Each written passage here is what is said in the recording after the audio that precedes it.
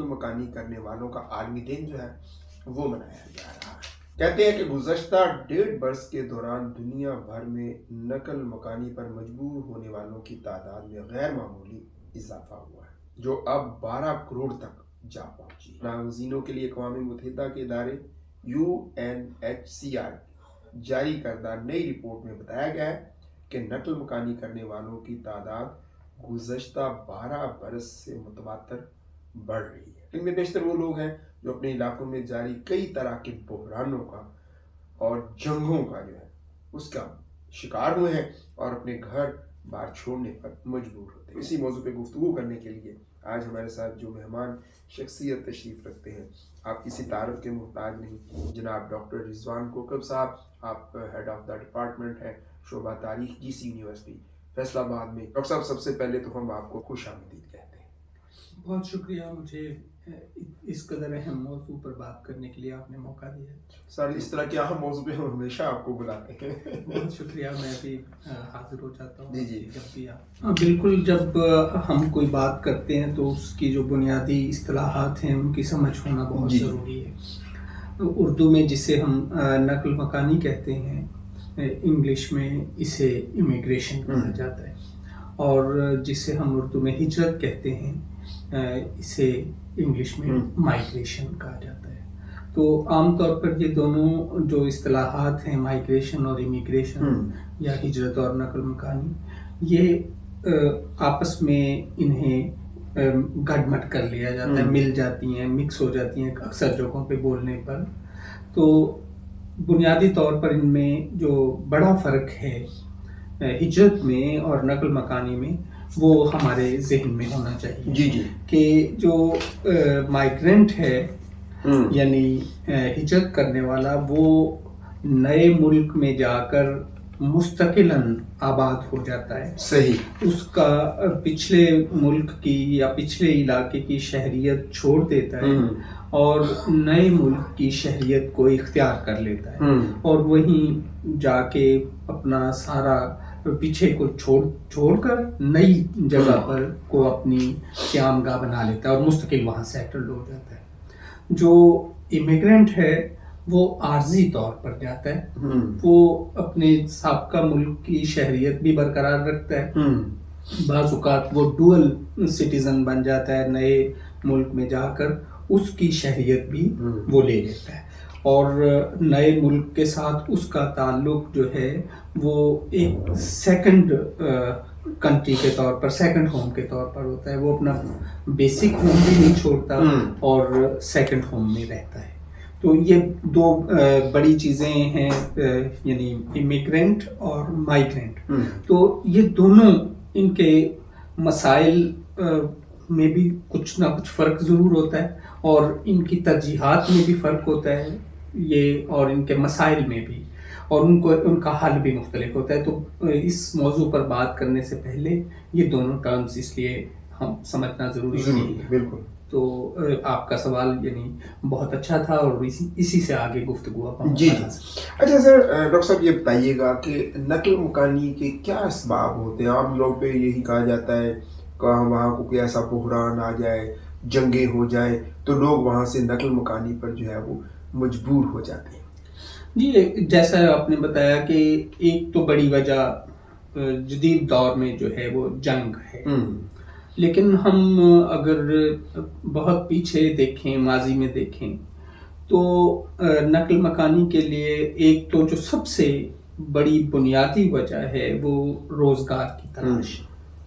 جو جس جگہ پر ایک انسان رہ رہا ہوتا ہے، وہاں جب اس کو صحیح روزگار کی سہولت میسر نہیں ہوتی، اور وہ سمجھتا ہے کہ مجھے کسی نئی جگہ کی تلاش میں وہ پھر جاتا ہے، جیسے سفر وسیلہ ظفر ہے، مشہور محاورہ۔ تو پروفیشن، اس کے علاوہ جو ہجرت ہے، جو اسلام میں بھی جس کا تصور ہے کہ اپنے نظریہ کی حفاظت کے لیے، جو آپ کے سیاسی نظریات ہیں یا معاشی نظریات ہیں ایک جگہ پر ان نظریات کو تسلیم نہیں کیا جاتا، آپ کو قبول نہیں کیا جاتا اس نظریے کی، تو قبولیت نہیں ہوتی، تو آپ یا مذہب کی پابندیاں ہوتی ہیں، یا اس کے علاوہ آپ کو کوئی دشمنی ہوتی ہے، لوگ آپ کو رہنے کے لیے اسپیس نہیں مل رہی ہوتی، باہم تنازعات پیدا ہو جاتے ہیں، اور اس تنازع میں آپ کا اس علاقے میں آپ کا اور یا آپ کے قبیلے کا یا آپ کے گروپ کا وہاں قیام یا آپ کے نسل کا وہاں قیام ممکن نہیں ہوتا، تو پھر آپ ہجرت کر جاتے ہیں اپنے مذہب، اپنے نظریے یا اپنے قبیلے اور اپنی جان کی حفاظت کے لیے۔ تو یہ تین بڑے اگر کیٹیگریز ہم کریں کہ ایک پروفیشن، دوسرا نظریے کی حفاظت، اور تیسرا جو جنگیں ہیں، یہ مہاجرت کی اور نقل مکانی کی بڑی وجوہات میں سے ہیں۔ بالکل صحیح کہا۔ اچھا، ایسی کون سی ہے بڑی نقل مکانیاں، ویسے اس کا اگر دیکھیں تو تاریخ میں کہاں سے اس کا آغاز ہوتا ہے کہ اور کہ وہاں سے جو ہے بڑی نقل مکانی یا بڑی ہجرت جو ہے وہ ہوئی ہے؟ اچھا، دنیا کی تاریخ میں بڑی بڑی ہجرتیں دیکھنے کو ملی ہیں، جیسے ہم دیکھتے ہیں حضرت موسیٰ علیہ السلام کے ساتھ پوری بنی اسرائیل نے، ایک پوری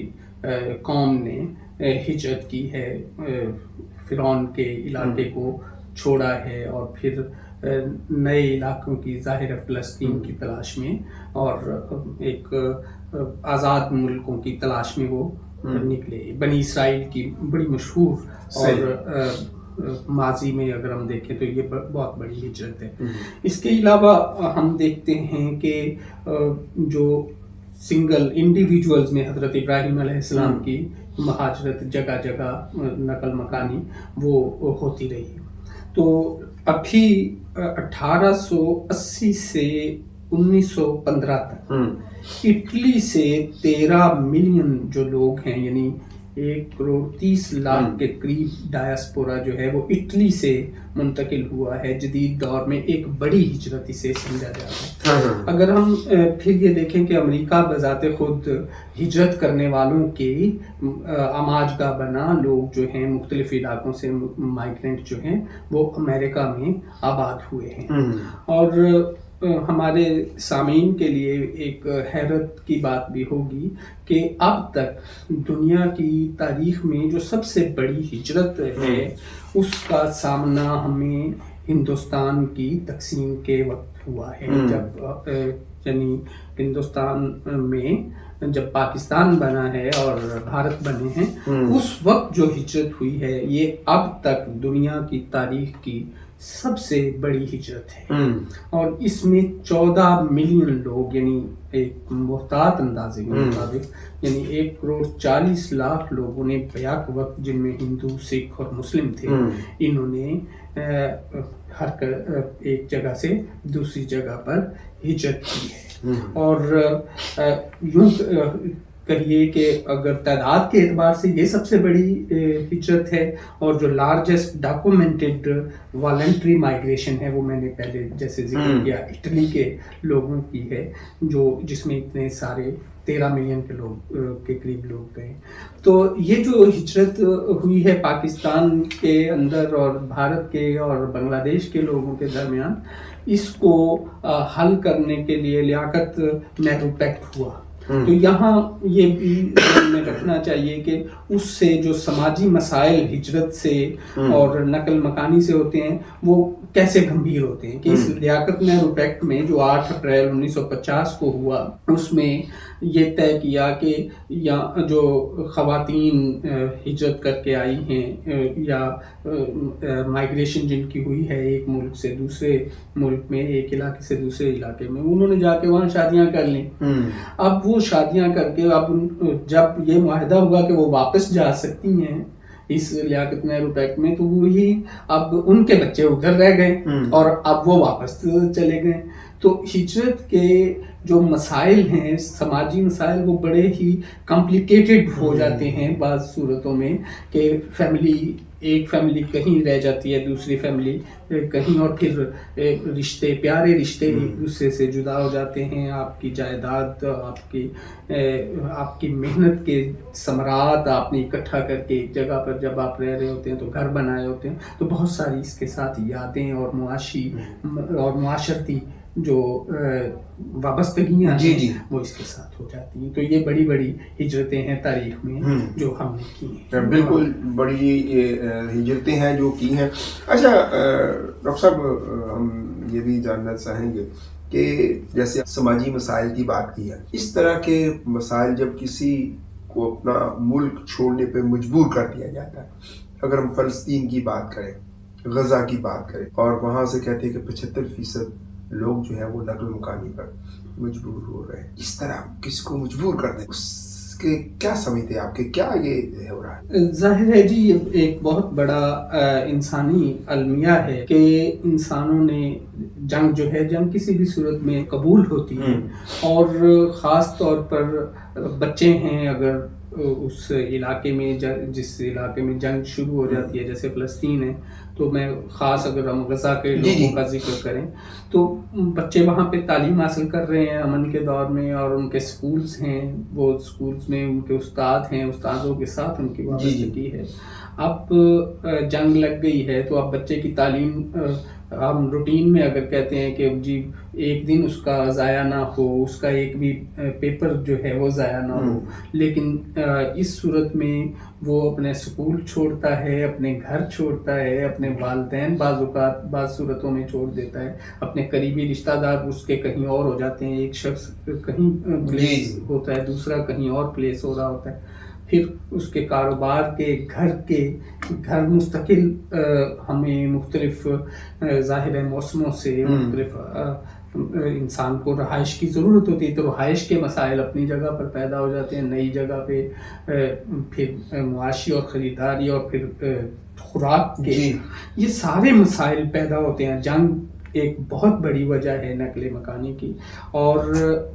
جنگ کرنے والے کبھی اس بات کا احساس نہیں کرتے، دونوں فریقین، کہ جب وہ لڑائی کریں گے، جب وہ تو ایک علاقے کے لیے لڑ رہے ہیں، لیکن جو انسانی المیہ ہے، جو انسان بے گھر ہوتے ہیں، وہ کئی نسلوں تک چلتا ہے. اب آپ دیکھیے، ایک بچہ جب وہ بے گھر ہوتا ہے تو اس کی نفسیات پر جو اثر پڑا ہے، آپ اس کو جتنا مرضی لیکچر دے لیں، جو چیزیں بھی آپ اس کو کہیں، تو اس کو آپ انتہا پسندی سے روکنا آپ کے لیے بہت مشکل ہو جاتا ہے، کہ بدلے کی ریونج فلنس وہاں آٹومیٹیکلی پیدا ہوتی ہے ان افواج کے، ان اقوام کے خلاف جو اس کی دانست میں اس کے گھر سے بے گھر کر رہے ہوتے ہیں. تو یہ بہت ہی پریشان کن عمل ہوتا ہے. جو سوچ اور فکر رکھنے والے لوگ ہیں وہ ان چیزوں کا، اس انسانی المیوں سے بچنے کی کوشش کرتے ہیں. جنگ ہی جو ہے وہ وجوہات ہوتی ہے جس سے بچوں کا نقصان ہوتا ہے، خواتین جو ہیں ان کا نقصان ہوتا ہے، بچوں کی تعلیم کا حرج ہوتا ہے، تو بیچارے ذہنی معذور ہو جاتے ہیں جب ان کے سامنے اس طرح کی قتل و غارت ہو رہی ہو اور وہ اس سارے کا سارا دیکھ رہے ہیں. اچھا، بہت ساری ایسی شخصیات بھی ہیں جو ایک جگہ سے دوسری جگہ پر انہوں نے ہجرت کی ہے اور انہوں نے بڑی خدمات پھر سر انجام دی ہیں. تو ایسی کون سی بڑی شخصیات ہیں کہ جن کے دوسرے ملک میں جانے سے وہ اس ملک کو بھی فائدہ ہوا اور انہوں نے اپنا دنیا میں نام کمایا؟ دیکھیے، جہاں یہ ایک نیگیٹو پہلو ہے کہ لوگ بے گھر ہوتے ہیں تو، اور پھر ان کے نفسیات پہ اور ان کے پروڈکٹیوٹی پہ منفی اثرات پڑتے ہیں، وہاں پر ہی ایک بہت ہی دلچسپ بات یہ ہے کہ جو بڑے بڑے ہجرت کرنے والوں نے انسانیت کی بہت بڑی خدمات انجام دی ہیں. اور اگر میں اس فہرست کا آغاز کروں تو سب سے پہلے حضرت محمد صلی اللہ علیہ وسلم، رسول محترم صلی اللہ علیہ وسلم، جب آپ کو اپنے نظریات کی اور اپنے مذہب کی ایک عظیم ضابطۂ حیات کے لیے کام کرنے کی پاداش میں جب مکہ چھوڑنا پڑا تو آپ نے فرمایا کہ اے مکہ تو مجھے بہت عزیز ہے اور لیکن تیرے باسی مجھے یہاں رہنے نہیں دیتے. تو مکہ سے اپنی ساری محبت کے باوجود، اپنے آبائی گھر سے محبت کے باوجود آپ مدینہ تشریف لے گئے، ہجرت کی، اور پھر آپ نے مدینہ کو ایک دنیا کی خوبصورت اور اعلیٰ ترین فلاحی ریاست جو ہے وہ بنا کے اس کا نمونہ پیش کیا. اسی طرح بڑے بڑے نام جیسے دیکھیے Lenin, Karl Marx, Henry Kissinger ہے، فرائٹ ہے، اور پیغمبروں میں جیسے میں نے پہلے ذکر کیا حضرت عیسیٰ علیہ السلام اور حضرت موسیٰ علیہ السلام کے، اور خاص طور پہ میں ایک جو دنیا میں اس کے علاوہ اگر میں ذکر کروں تو آئنسٹائن جو ہے اس نے اب دنیا میں دیکھیے جرمنی سے وہ نکلا ہے، جرمنی سے ہجرت کرتا ہوا اٹلی، سوئٹزرلینڈ، آسٹریا، بیلجیم اور آخر میں جا کے امریکہ ہے.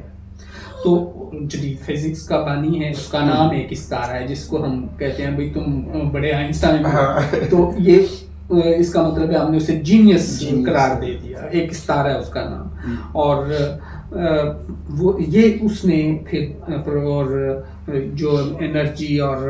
مادے کی آپس میں کنورژن جو ہے اس کے نظریہ پیش کیا ہے اور نظریہ اضافیت پیش کیا. تو اور پھر اس کا قول میں اس حوالے سے ایک بہت مشہور قول ہے، وہ میں آپ کے ساتھ شیئر کروں گا، کہ وہ کہتے ہیں کہ دنیا بری ہے اور بہت خطرناک جگہ ہے، خاص طور پر ان لوگوں کی وجہ سے نہیں جو برے ہیں، بلکہ ان لوگوں کی وجہ سے جو اس دنیا کے لیے کچھ نہیں کرتے. تو انہوں نے پھر یعنی اس قول کو مد نظر رکھ کے یہ آپ سمجھیے کہ انہوں نے پروڈکٹیوٹی کی ہے اور دنیا کو سائنس کی دنیا میں نام دیا. اور اگر میں پاکستان میں ذکر کروں تو مشعل راہ ہیں ہمارے لیے خاص طور پر حکیم محمد سعید. اب دیکھیں کہ انہوں نے دہلی میں جو تعلیم حاصل کی ہے اور B pharmacy university of Delhi سے کیا ہے، پھر ماسٹرز یونیورسٹی آف دہلی سے کیا ہے. اب جب پاکستان اور بھارت بنے ہیں 1947 میں تو انہیں ہجرت کرنی پڑی ہے. محمد حمید وہاں تھے تو انہوں نے کہا کہ تم نہ جاؤ، تو لیکن حکیم صاحب نے کہا کہ نہیں، میں ایک مدینہ کی ایک نئی ریاست بنی ہے تو میں اس میں وہی سنت پوری کرتے ہوئے ہجرت کر جاؤں. اب دیکھیے یہاں وہ آئے ہیں اور اس ملک کے لیے انہوں نے یہاں ارن کیا ہے، خود اپنی کمائی کر کے ہمدرد فاؤنڈیشن اور پھر ہم جو ادویات پر تحقیق کر کے بڑی بڑی ادویات بنائی ہیں. اس طرح کی جو بڑی نقل مکانیاں ہیں جیسے فلسطین، غزہ یا اس طریقے سے شام اور اس طرح کے دیگر ممالک سے جو جنگوں کی وجہ سے یا کوئی قحط پڑ جائے اس وجہ سے کیا نقصانات ہوتے ہیں اس ملک کو جہاں سے نقل مکانی کی جاتی ہے، پھر جہاں وہ جاتے ہیں وہاں پناہ گزین بن جاتے ہیں، اس ملک کو کیا نقصانات ہوتے ہیں معاشی طور پہ، اس کی معیشت پہ کیا اثرات پڑتے ہیں؟ اچھا، ایک ہے فورسڈ مائگریشن، یعنی مجبور کر دینا، جیسے جنگ ہے اور ایک انسانی مجبوری ہے اور دوسرا ہے قدرت کی طرف سے، جیسے قحط. اس میں ہو خواہ مجبوری سے ہو یا پسند سے ہو، دونوں صورتوں میں جس علاقے سے ہجرت ہو رہی ہوتی ہے اس علاقے کو مسائل ظاہر ہے کہ بڑھتے ہیں، وہاں سے لوگ جاتے ہیں تو پھر وہاں جو پیچھے رہ جاتے ہیں وہ یا تو ضعیف ہوتے ہیں یا لاغر ہوتے ہیں یا معذور ہوتے ہیں، وہ اس علاقے کی ترقی کے لیے کام نہیں کر پاتے، برین ڈرین ہو جاتی ہے. وہ لوگ جو سمجھدار اور ذہین ہوتے ہیں وہ دوسرے ملکوں میں چلے جاتے ہیں، جیسے ڈیولپنگ نیشنز میں، ترقی یافتہ ملکوں میں جاتے ہیں. جو کم ترقی یافتہ ملک ہیں وہاں سے یا غریب ملکوں سے امیر ملکوں کی طرف. تو ایک تو بحران وہاں پیدا ہوتا ہے جہاں سے وہ جاتے ہیں. اچھا، اب دوسرا بحران وہاں پیدا ہوتا ہے جہاں وہ جاتے ہیں. اچھا، وہاں آبادی اگر ان ملکوں نے جو ترقی یافتہ ملک ہیں جیسے انہوں نے کنٹرول کی ہوئی ہے، انہوں نے وسائل پر کنٹرول کیا ہوا ہے، جبکہ نئے لوگ وہاں جاتے ہیں تو وہ لوگ کنسرنڈ ہو جاتے ہیں کہ ہمارا ملک جو ہے امیر ملک ہے تو اب ان کو بھی پالنا پڑے گا، نئے لوگوں کو. تو وہاں حکومتیں یہ کرتی ہیں، اب اس پر پریشان ہو جاتی ہیں، جو ترقی یافتہ ملک ہیں وہ پریشان ہو جاتے ہیں. سارے کو میں سمجھتا ہوں اس سارے کی بنیاد ہے امبیلنس. صحیح. پوری دنیا میں جب امبیلنس ہوگا تو پھر ظاہر ہے امبیلنس خواہ وہ جنگ کی شکل میں ہو، خواہ وہ قید اور جو قدرتی آفات کی شکل میں ہو، یا وہ مالی یا اقتصادی بحران کی شکل میں ہو. تو جو دنیا کے بڑے ہیں اس کو حل کیسے کیا؟ تو دنیا کے جو بڑے ہیں وہ اور ملکوں میں جو بڑے ہیں، جو یہ ان کا بہت بڑا فرض ہے اور ان کی ذمہ داری ہے کہ وہ تو دنیا میں توازن پیدا کریں. دیکھیں، جنگوں کو روکنے کی کوشش کریں. جنگوں سے ہونے والے جہاں نقصان ہیں، جو ایسی اقوام جو جنگوں سے متاثر ہوتی ہیں یا قدرتی آفات سے متاثر ہوتی ہیں، وہ بڑے ان کو اس بیلنس کو کریٹ کرنے کی کوشش کریں، ان جنگوں کو روک کر اور جنگوں کے نقصانات کو روک. اچھا ڈاکٹر صاحب، ناگزینوں کی واپسی کے لیے پھر ظاہر ہے جب وہاں پہ وہ نقل مکانی کر جاتے ہیں، وہاں کیمپ لگ جاتے ہیں، تو وہاں ان کے کیا مسائل ہوتے ہیں؟ بیماریاں وبائیں پھوٹ پڑتی ہیں، تو ان کے لیے اقدامات کرنے کی کیا ضرورت ہوتی ہے سول سوسائٹی کو، حکومتوں کو؟ تو اس پہ بھی ہم ضرور چاہیں گے. ظاہر ان کے مسائل بڑے ہوتے ہیں ان کیمپوں، جو پناہ گزین کیمپ لگے ہوتے ہیں تو وہاں ہم دیکھتے ہیں کہ بنیادی سہولیات بھی نہیں ہوتے. جی بالکل. روٹی کا مسئلہ سب سے پہلا، پھر اس کے بعد صحت اور صفائی کے مسائل ایک جگہ پر، اور رہائش کا مسئلہ تو پہلے لمحے ہی رہائش کا مسئلہ تو پیدا ہو گیا. موسموں کی شدت ہوتی ہے تو پھر وہ یعنی مستقل گھر نہیں ہے اور خیموں میں رہ رہے ہوتے ہیں، یا ایسی ٹوٹی پھوٹی بلڈنگز میں رہ رہے ہوتے ہیں جو کہ رہنے کے عام طور پر قابل نہیں ہوتے، اور جراثیموں میں پھر وہاں پہ بیماریاں اور وبا ہوتی. تو اس پر ظاہر ہے کہ جس حکومت کے پاس وہ گئے ہوتے ہیں وہ حکومت اپنے شہریوں پر زیادہ توجہ دینے کے لیے ظاہر اس کے فرائض میں شامل ہے. ایک دوسری حکومت کے یا ایک دوسرے ملک کے لوگ اگر آتے ہیں تو یہ ظاہر ان کی سیکنڈری اپروچ ہوتی ہے ان کی. تو اس معاملہ میں بین الاقوامی ادارے جیسے اقوام متحدہ ہے، یونیسف ہے، یونیسکو ہے، یا یہ جو نقل مکانی کرنے والوں کو بچانے والے ادارے جو ہیں جن کا آپ پہلے ذکر بھی کر رہے تھے، تو وہ ان اداروں کی ذمہ داری ہوتی ہے کہ وہ ان کو ان حکومتوں سے بھی تعاون کریں، ان حکومتوں کو کے ساتھ بات چیت کریں اور ان کے لیے مسائل پیدا کریں. مجھے ابھی پاکستان بذات خود جو ہے افغانستان کے مسئلے میں بھی ہمیں ہجرت اور مہاجروں کا سامنا کرنا پڑا. خود پاکستان کے قیام کے وقت ہجرتیں ہوئیں، پھر 1971 میں جو بنگلہ دیش کے بننے کے بعد، اس مشرقی پاکستان کے علیحدگی کے بعد وہاں سے آنے والے جو بہاری ہیں وہ مسائل. تو پاکستان ایک ایسا ملک ہے جو اپنے قیام سے لے کر آج تک نقل مکانی کرنے والوں کے مسائل سے ان کا سامنا ہے پاکستان کو. تو پاکستان کو بھی ضرورت ہے اور پاکستان کے حکومتوں کو بھی کہ عالمی ادارے بھی ان کی مدد کریں، اور پاکستانیوں کو بھی اس میں خصوصی محنت کی ضرورت ہے.